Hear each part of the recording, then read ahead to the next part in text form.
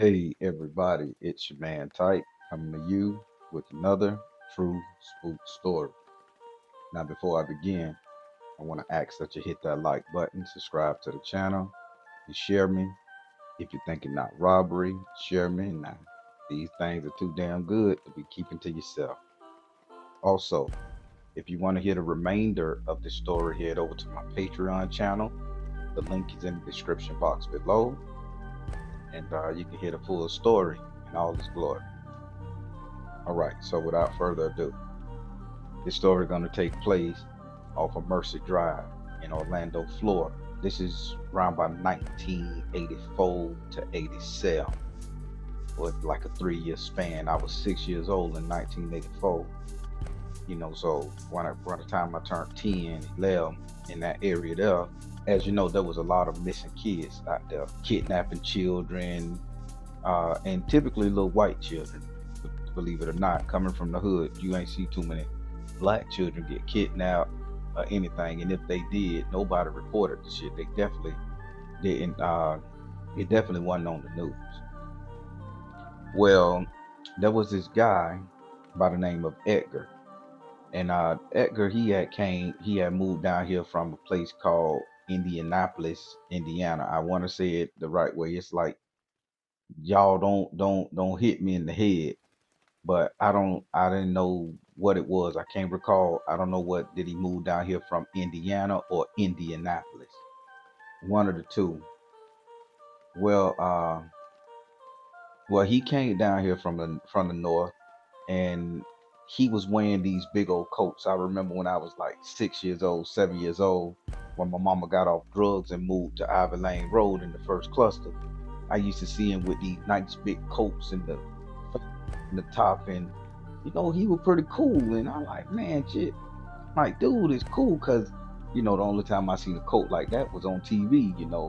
The Lone Ranger, or you see one of them New York crime shows. He had on one of them fur coat. I mean, them nice leather coats with the fur around the top and the thick underbrush, because it was cold around by December, February in that area. Well, he had came around there, and he had started hanging out with the winos and the drunks and everything. And he was the life of the party. Everybody was calling him Indiana or something like that. So that's why I can't remember. I know they gave him a nickname, referencing the three letters of his city that he came from.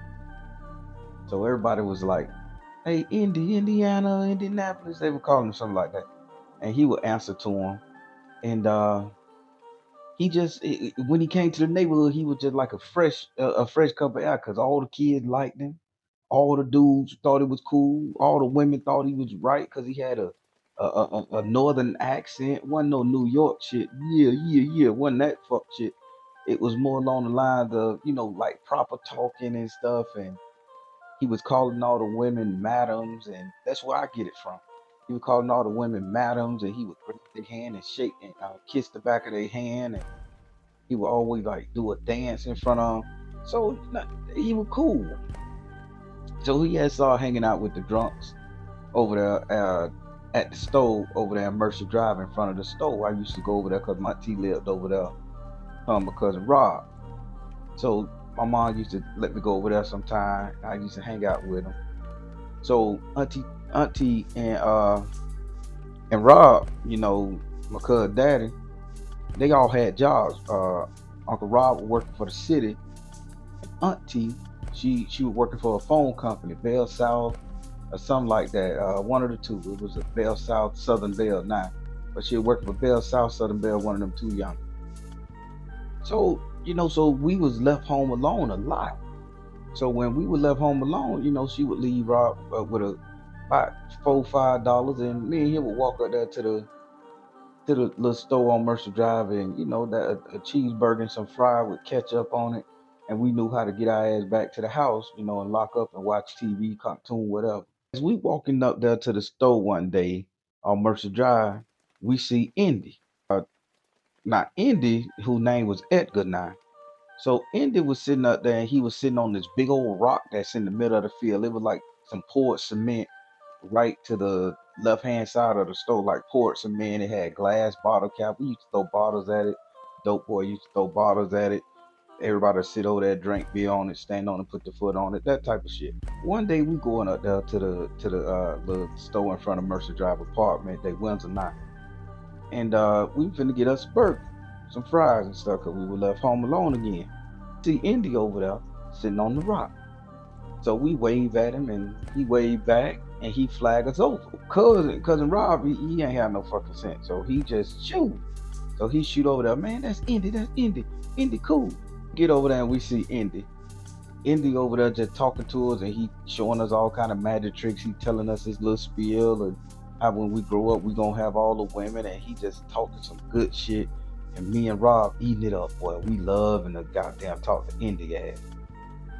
So all of a sudden I look down and I looked at Indy's shoe and I say, Indy, I say, what's wrong with your shoe? I say, why one shoe look wet and the other one don't? He was like, oh man, I probably stepped in some rainwater, but people, it wasn't rain that day. I say, okay, yeah, yeah. So we start laughing. He said, all right, y'all going back to the house. Now y'all going back to the house. He said, do y'all need me to come back there and check on you? I say, no, no, no. I say, no, we okay. Auntie gonna be home. It's 12:30 in the afternoon. He knew I was lying, but he kind of got the gist. And cousin Rob was like, man, yeah, come on, come on. You can play the video game with us, all stupid ass nigga. I'm like, no, Auntie gonna be home soon, man. Let's just go on back. She know we gonna get in trouble. So he said, y'all going back. I'll watch y'all across the field. So, cousin Rob think he done made a fucking friend. I'm knowing like stranger danger. Indy just hung around Mercer Drive, up and down Mercer Drive. You go to Bordak's apartment, from Bordak's apartment, across the street to the little shithole. Then he'll come back down to Mercer Drive, all the way down to Pepper Tree and shit like that. He just hung out on Mercer Drive. Sometimes he would go to the Poke and Bean and hang out, play basketball when he was fucking one of the little chicks over there. But so Auntie sat up there and she like, hey, what's up with Indy? Why Indy always telling that y'all good kids? She said, y'all been talking to that strange man? I ain't want to snitch on Rob, so I say, no ma'am. Then Rob sit up there and snitch on both of them. He sit up there and say, yeah, every time we go get a burger, Indy be sitting on the rock and he be telling us stories and stuff, and I be listening. And he like, I want to be just like Indy when I grow up. So Auntie end up busting both our ass up. I'm like, God damn this stupid nigga. See, I know why nobody like him now. Auntie say, okay, I gotta go to work. I'm gonna leave y'all home, get your food, go straight back to the house. Don't talk to no Indy, don't talk to nobody. She say, don't stop and talk to nobody. Don't stop no Indy, no nothing. I said, okay. Yeah, here we go, going to the store to get some food. We see Indy over there. It's still cold, people. This is still in the cold season. So we see Indy over there. So now I'm mesmerized by the coat Indy wearing. So now I'm praying Indy call us over there so I can ask him the name of the coat, all that shit there. Cause in my mind, I wanted to grow up and get a coat just like Indy. So then they say, Indy sees, he wave us over there. Hey, what's up? So cousin Rob shoot over there, told me, go get the food, man, and meet me over there. I said, all right, cuz. So I walk into the Chinese store, get the food and shit. Cousin Rob over there talking to Indy. And it took the Chinese man a while to back the shit up. So, I sat up there and I bought me a little Twinkie cake and I ate that bitch with the little change I had left over. I had stole it from my mama, a little Bible or some shit out. So I bought me a little donut stick, Twinkie cake, ate them bitches. Didn't want to share one with Rob. I was fat, y'all. There, what it is. So when I finally walk out there, I go over there and I see, cousin Rob being picked up in the air by Indy, and Indy was like treating him like a helicopter and shit, like Dirty Dancing, where he picked the girl up and spent her ass around by the waist and shit, and he was playing with Rob like that, and I say, put him down. So when I went over there, I made Indy put him down, and Rob like, man, you tripping, you ruining the fun, you ruining the fun. Indy like, yeah, he doing the right thing, you can't trust too many people, right? I said, yeah. I say, man, don't be touching my cousin like that. I said, I'll tell his daddy. His daddy'll beat your ass. I'm cursing now because Indy was cool. He let us do that. He said, no, I don't want no smoke. Smoke one not. I'm just using the reference. He said, no, I don't want no trouble, little dude. I don't want no trouble, little dude. Y'all be good now. And then cuz Rod got mad at me and he was like, fat ass nigga. My mama gave you that money for that burger. You gonna get half of it. I eat the rest. And she told I'm like, fuck you. We kids, we cursing. So we go back to the house. Me and him having a bad time in that bit. We go to tussling and fight. So while we going to tussle and fight, I look down and I see round cousin Rob waist some like handprints, like grown man handprints around his waist, wrapping around to his back. And I say, boy, who put them bruises on you? He said, I don't know. So now I'm pissed off. So now I'm getting ready to call grandmama. Well, I'm getting ready to tell grandmama when we see her, tell auntie, tell my mama. Because me personally, I think Indy picked him up and touched on him a little bit, right? So, so auntie come home and she like, y'all had fun? And I'm like, yeah, but she looked at me, she like, what's wrong, type? I say, auntie, check Rob back. And Rob looked at me like, nigga, you snitching fucker. And she like, what's with him? So she, lift up his shirt. He had handprints on each side.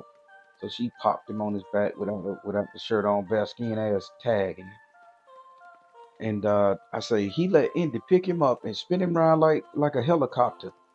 And she like, well, what the fuck you doing letting grown men pick you up? And he like, no, he told me he can make me fly and stuff. And he told me, he said, this how he used to do with little nephews and nieces back home and stuff. So she like, well, I'm going to have a talk with him. So auntie was driving around, the neighborhood, looking for Indy, hoping she would see him. But she didn't see him for like 2, 3 days. And one day she was coming out of the Palm Grove apartment on Mercer Drive where she lived, and she happened to see Indy sitting on the rock. So she turned up into the little Chinese store. She get out the car, she walk over there, and she get all in his face. And auntie always had a nice shape on the fine sister. Had a nice shape on her when she was young. So auntie get in his face, and auntie talking about whooping on his ass and everything. So then her cousin Rob dad had came around the corner and he saw Indy, so him and Indy get into a fist fight. So he skunked Indy ass up. And Indy was like smiling like it wasn't, oh yeah, I deserve that, man. You right. He was so cool, man. The nigga was cool. I deserve that. You know that's right. So the shit just didn't sit well with me, people. And it is what it is. The shit didn't sit well with me. So I know Indy had got beat up by Uncle Rob and Auntie got in his ass. So I go and tell Grandma. I say, Grandma, I say, I think that man touching cousin Rob. I say, cause I'm only over there Sundays, certain days. I say, but Indy in front of the store and cousin Rob too nice to him. I say, I think you need to, so I think you need to check on him. So Grandma say what? What? He fucking on the boy? I say, I think so. She say, show me this Indy nigga. So, me and grandma get in the car and we go to Mercer Drive and we drive around and everything like that. I say, that's Indy right there with the nice coat sitting on the rock. So grandma turned up in the store where Indy was sitting on the rock at. And when she turned up in there, she flushed the car, trying to kill him, like trying to run him down. So I thought she was going to hit him and fuck up her car because that rock was very high. So she flushed the Buick. And when she got there to flush the Buick, she stopped just in the nick of time. And he like, hey. So grandma got out with the 32 and she put it in his mouth. She like, nigga, sit there, sit there. She put it in his mouth. So when grandma put the 32 in his mouth, Uncle B, Uncle B, cousin Jay, and my brother and them, they came around the corner and they saw, because they like, hey man, your mama having to thump somebody. So everybody ran around the corner.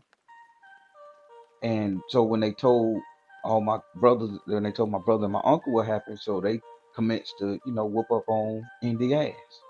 They beat him down right there. Not only they didn't beat Indy up, a lot of people in the neighborhood just went along with the flow and started whooping on Indy ass. So they left Indy ass fucked up, and that nice coat he had was pretty dirty in the cold mud. So he was like, I ain't touched no kid. I ain't never touched no kid. He said, if y'all don't know shit about me, I ain't never gonna touch no kid. But I only reported what I saw because in school they were teaching us about the DARE program. They were teaching about stranger danger. In school they taught if somebody touch you inappropriate, you tell. They were teaching that type of shit in school, not like now, where you gotta keep secrets and you got right for fucking children. So I felt kind of bad because everybody whooped on Indy ass, and Indy couldn't go sit on the rock no more, and I couldn't admire the coat because the coat was all dirty, and it was one of them real expensive coats that if it got dirty, you could put that bitch in the cleaners forever. It won't come out. It'll just turn a different color. So you would have to dye the coat a different color. So I started feeling real bad. I say, man, you 6, 7 years old. You told on the man you got to beat up, and maybe he wasn't touching Cuz because Cuz was smart enough to know to tell too. So about a month or two passed. It's about February around by this time. It's about the cold about to break and shit. So Unc now goes around there, and the fight over. Everybody see Indy. Indy still walking on the dry. He ain't sitting on the rock no more. This time he just sitting in front of the stove on the ground, and he ain't speaking to any other children or nothing no more.